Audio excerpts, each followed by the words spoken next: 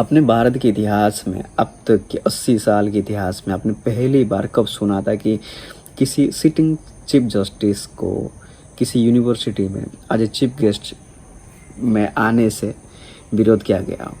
आखिरी बार आपने कब सुना था? मैंने नहीं सुना। मैं शायद अभी 23 साल का हूँ मुझे, लेकिन मैं उस 23 साल की कैरियर में कभी नहीं सुना मैंने। और ये मैं पहली बार मैं इस चीज़ को सुन रहा हूँ कि नालसार यूनिवर्सिटी ऑफ लॉ, जो हैदराबाद की national academy of legal studies and research के 2026 में ग्रेजुएट होने वाले छात्रों के एक बड़े समूह ने चीफ जस्टिस ऑफ इंडिया सीजे सूर्यकांत साहब को आगामी कन्वोकेशंस के चीफ गेस्ट बनाए जाने पर आपत्ति जताई है।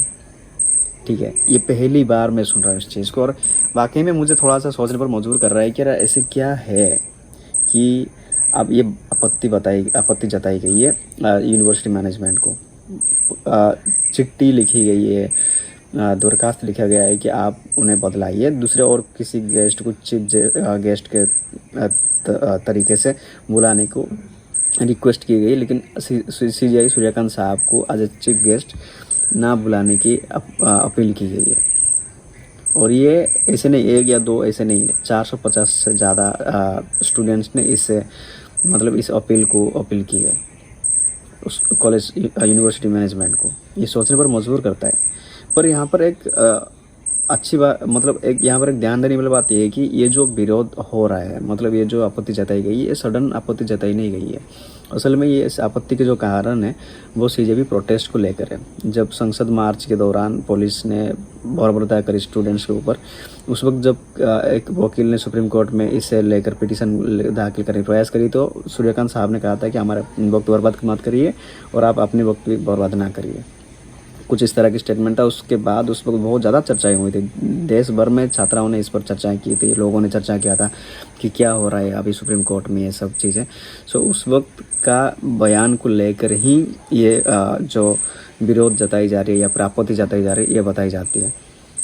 और अब यूनिवर्सिटी मैनेजमेंट क्या स्टेप उठाएगी ये पता नहीं है, लेकिन इतना बात तय हो चुका है कि जो स्टूडेंट्स है वो नाराज़ है सूर्यकांत साहब से। और शायद ही किसी सिटिंग चीफ जस्टिस इससे पहले इस तरह का इस तरह की आपत्ति जताई गई हो उनका कहीं जाने में या किसी बड़ी फंक्शन में अटेंड करने से, शायद ही कोई इससे पहले ऐसे सामना किया हो। लेकिन हाँ, ये जो है थोड़ा सवाल उठाती है, और सिर्फ ऐसे नहीं कि स्टूडेंट्स या यूनिवर्सिटी के ऊपर, पर हाँ ये सवाल उठाती है हमारी जो सुप्रीम कोर्ट ऑफ इंडिया है उसके ऊपर कि क्या सुप्रीम कोर्ट में कुछ दरार आए हुए हैं। अगर दरार आए हुए हैं तो वो किस तरह के राजनीतिक दबाव या फिर कुछ और कारण, क्योंकि राजनीतिक दबाव कुछ साल से हमने इस बात को सुनते हुए आए कि राजनीतिक दबाव रही है सुप्रीम कोर्ट में या हाई कोर्ट की जो जजेस के ऊपर है, वो सब थोड़ा सा राजनीतिक दबाव रहा है।